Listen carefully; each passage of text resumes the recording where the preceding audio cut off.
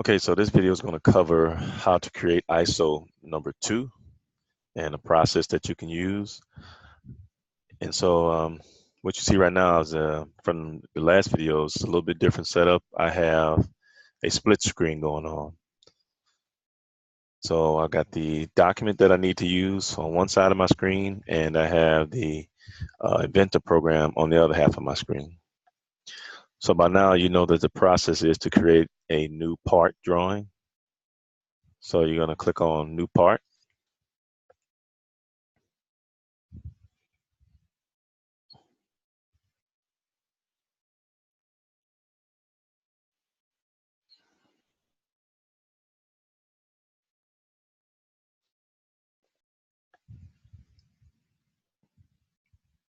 All right, so now that I've got a part file drawing pulled up, with me being in a split screen like this, I'm going to need room to work and so that you can see my demonstration. So what I'm going to do is I'm going to collapse my browser area, and I'm just going to X off of it. And that's going to give me more room to work, and then you can see everything that I do. So just like all the other drawings, we're going to start with a sketch.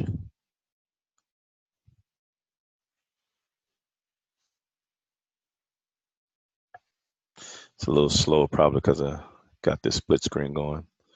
Once again, we're going to pick our we're going to pick our XY plane, and we're going to look at number 2. I zoomed in so you can see. I got some formulas already calculated out here. And first thing I want to do is I want to start with the base of this thing, which is just a rectangle.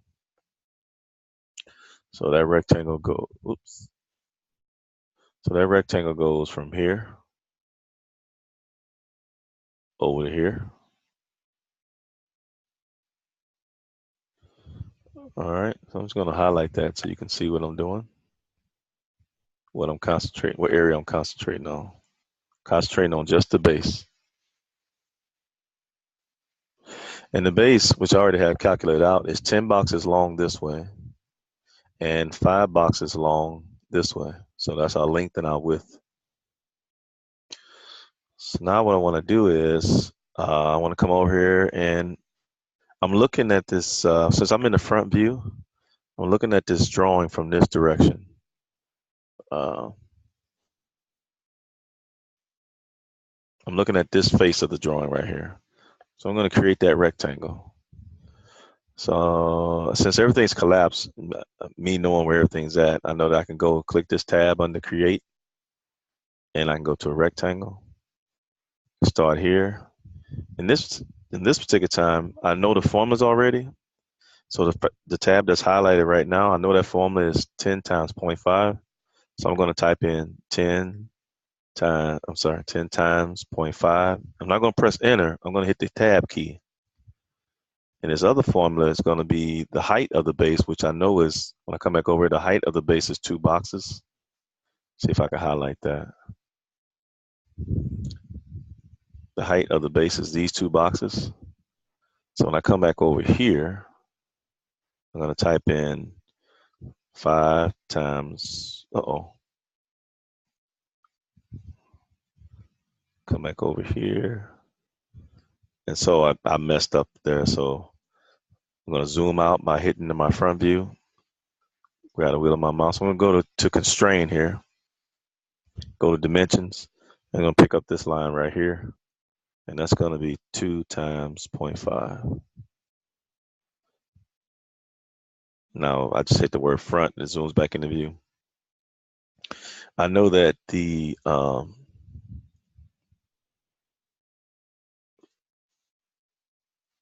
thickness of the object, I lost my formulas, there they go. The thickness of the object, or the depth of the depth of the object, is from this point back to this point. If I can, that's going to be my depth this way. And so I'm going to go ahead and extrude this now. So I'm going to do a finish sketch. Always hit that little highlighted corner. Now I'm going to click on create, and I'll go to extrude. I'll move this up out the way. I have a closed shape, a good closed shape. That's why it starts to extrude for me. And I know that that's going to be 5 times 0.5. So now I have the base of the object. The next thing I want to do is I'm calling these towers, I guess, little curved towers. They're going to exist on each end of the rectangular base. So what do I know about them? Let's see. I know that their total height is not, I'm sorry, not total height, but their height from the base up would be this distance. And their thickness would be here. And so I'm not going to try to make the curve at the same time I make this piece. I'm going to just make this a solid rectangular piece. All right. And so the formula that I have for this is actually this formula I have right now is actually including the base. But since I already had a base, this is going to change to 4 times 1, 2, 3, 4, 4 times 0.5. All right. So this is my first time using these little watermarks here. So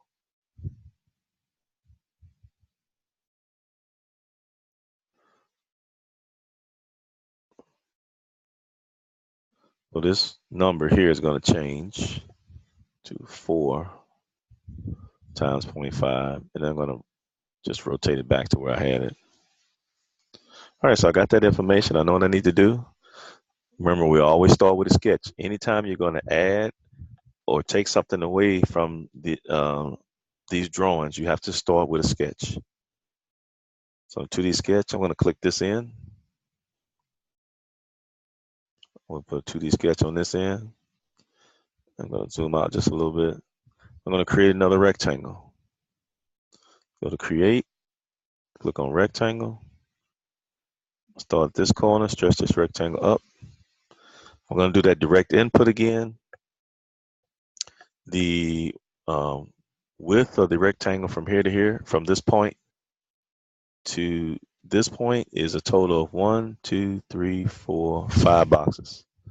So I can put in 5 times 0.5. And then I'm going to hit the tab key. I'm not going to press any yet. I'm going to hit the tab key. That makes this other tab active. And I know that the height is 4 times 0.5. Press enter.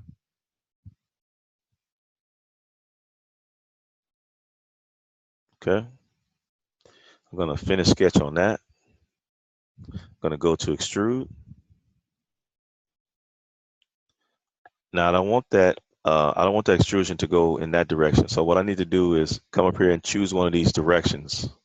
I got one direction, direction 2, symmetric, and then asymmetric. I'm going to pick this one.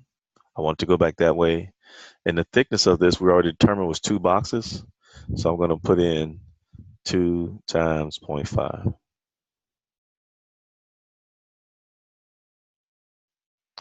Now I'm going to reproduce all of that on the other end over here. So I'm going to rotate my object around by using the corners of the view cube. I'm going to click on this surface. See all these tabs here. I'm going to find the one that says create a sketch. I'm going to hit the word left so it'll zoom back center. I'm going to put a 2D sketch on that end. No, what just happened there? Oh, I'm sorry. So now we're going to do a create. I'm going to do a, you could do it with the line if you want to, just to show you. Start with a line here. I'm going to start at this point. We'll go up. And that's okay. I'm going to show you how to fix that.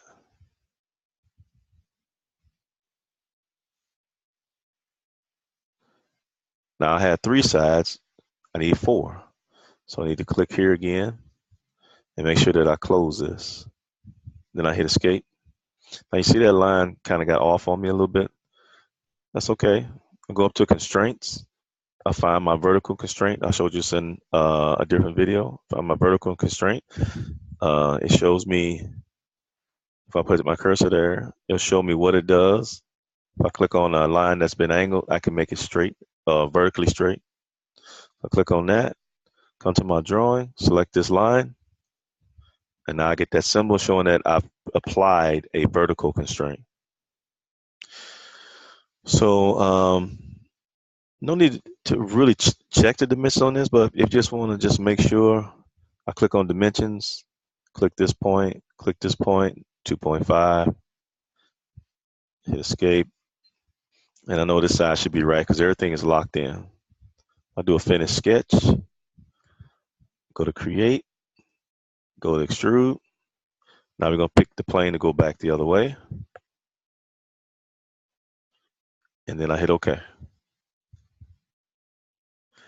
Now, once again, if you're ever watching these videos, and I may be moving a little faster now because I've done several of these examples. So by now you should be catching on. If it's something that you can't follow, make sure you stop the video and make sure you're doing what I'm doing, step by step. Okay, so two more features to add here. I need a cut here. I need a cut here, and I need this cut here. So I got a curve cut and a square cut. So it doesn't matter which one I do first. I'm going to pick a 2D sketch again. I'm going to select this end. Now what you notice right here, I drew this black line in here. This black line represents the radius of this circle. This radius has this curve has a radius of 1, 2, 3, 4 boxes. Remember I said in the last video, the radius is always half the diameter. The computer automatically wants to do a diameter when you pick the circle option. So since the radius is since the radius is 4 boxes, that means the diameter will be 8 boxes. And we'll take 8 and multiply by 0.5. And you'll see me do that here in just a second. I go to create. I'm going to click this circle. I'm going to click this. Let me make sure I'm picking the right corner. Okay, I was about to make a mistake. I'm going to pick this corner here. Open that circle up. I know that the circle is 8 boxes in diameter, and I multiply that by 0.5. Remember, the radius of this, which is 4 boxes, is always half the diameter, which is actually 8 boxes. I hit enter. And because I can extrude this as long as I want, I'm gonna get both cuts with one move. So I go to finish sketch. I go to create. Click on that tab. Go to extrude. Select this, the circle automatically gets selected. I wanted to do a cut. That means I want to go the opposite way. I did a cut right here. I'm gonna put in the whole thing is 10 times 0.5, so 10 times 0.5. And I click OK. So I was able to get both cuts with one move. So my last thing I need to do is put a 2D sketch on this surface, because now we're going to concentrate on getting this square.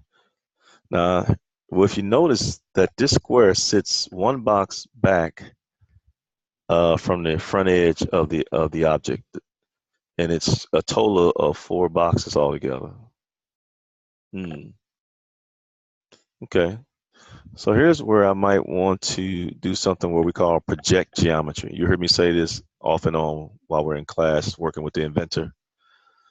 So I want to project the sketch of this surface by clicking on it. And now you see it highlights in yellow. That's going to allow me to lock into some midpoints and things. So I'm going to go to line.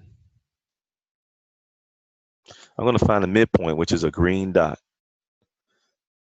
The midpoint is always a green dot on the object somewhere. It's the midpoint of the total length here. It's midpoint here.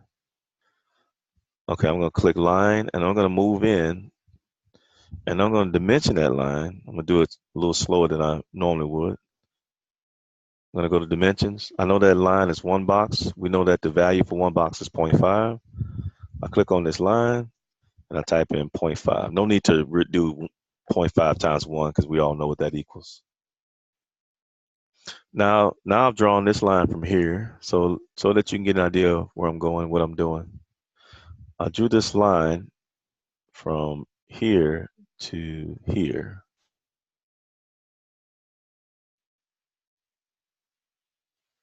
Drew that line from there to there. From here, what I'm going to do is I'm going to branch out and go to the left one box and go to the right one box. So I'm going to go back to line, start at the end of this line, zoom in a little bit. Click there. I'm going to go this way. We know that the box is one box this way, so it'll be 0.5. I'm going to go up two boxes. So we know that it's two boxes up to here, so that's 2 times 0.5. Make sure you're picking up your tracking. 2 times 0.5.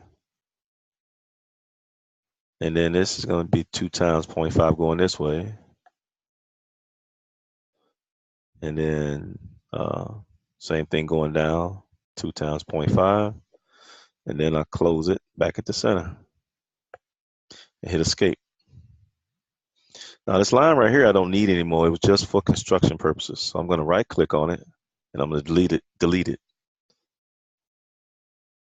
You're going to have to delete the dimension first and then delete the line.